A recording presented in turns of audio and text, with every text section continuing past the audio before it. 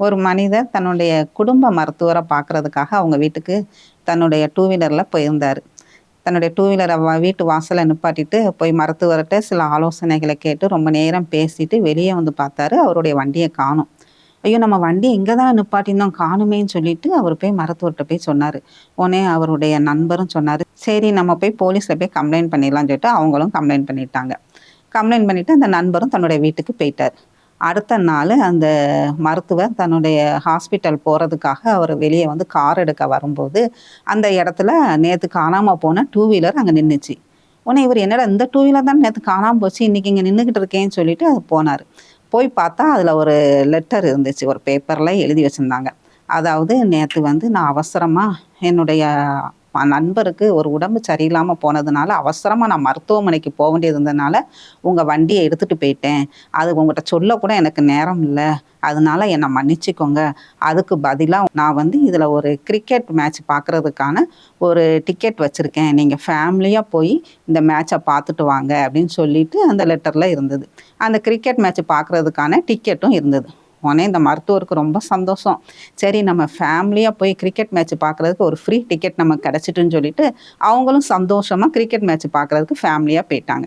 அவங்க போயிட்டு வந்து நைட்டு ரொம்ப நேரம் ஆயிட்டு அதிகாலையில் வீட்டுக்கு வந்து பார்த்தாங்கன்னா வீட்டில் ஒரு பொருளையும் காணும். எல்லா பொருளும் களவாண்டுட்டு போயிட்டாங்க.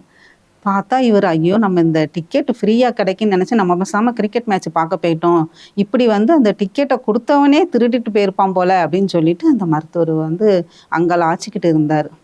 பாருங்கள் பிள்ளைங்களா, நம்மளும் கூட இந்த நாட்களில் வந்து ஏதோ நம்ம சின்ன பிள்ளையிலேருந்தே அம்மாமார் நல்லா வளர்ப்பாங்க, நல்லா நமக்கு வசனம் சொல்லி கொடுப்பாங்க, கதை சொல்லி கொடுப்பாங்க, ஆலயத்திற்கு கூட்டு போவாங்க. கிறிஸ்துவுக்குள் வளர்க்குறதுக்காக நிறைய ஆலோசனைகளும் வேதத்தில் உள்ள நல்லா நிறைய சரித்திரங்களும் நமக்கு சொல்லுவாங்க. அதையெல்லாம் நம்ம கேட்டிருப்போம். ஆனால் ஒரு குறிப்பிட்ட ஸ்டேஜ் வரும்போது, அந்த வாலிப வயது அடையும் போது நம்ம உலகத்துக்குள்ளே போகிறோம், நண்பர்களை சந்திக்கும். பலதரப்பட்ட நண்பர்கள் கல்லூரிக்கு வராங்க. அவங்ககிட்டருந்து நிறைய பழக்கங்களை, நம்ம தவறான பழக்கங்களை கற்றுக்கொள்கிறோம்.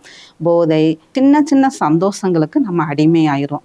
எப்படி பாருங்கள், அந்த மருத்துவர் அவர் இவ்வளோ நாள் கஷ்டப்பட்டு சம்பாதித்த அந்த பொருட்களை எல்லாம் ஒரு நாள் அந்த ஃப்ரீ டிக்கெட் கிடச்சிச்சு அப்படின்னு அந்த கிரிக்கெட் மேட்சை சந்தோஷமாக பார்க்க போனதுனால அவ்வளோ நாள் சம்பாதிச்ச பொருட்களெல்லாம் இழந்தது போல் நீங்களும் உங்களுக்குள் இத்தனை நாள் இந்த ஒரு குறிப்பிட்ட வயசு வரைக்கும் நல்ல கிறிஸ்துவுக்குள் இருந்த நீங்கள் இப்போ ஒரு ஃப்ரீயாக ஒரு சந்தோஷமான அனுபவம் கிடைக்கவும் நீங்கள் என்ன செஞ்சீங்க, கிறிஸ்துவையும் மறந்துடுதீங்க, பெற்றோரையும் மறந்துடுதீங்க.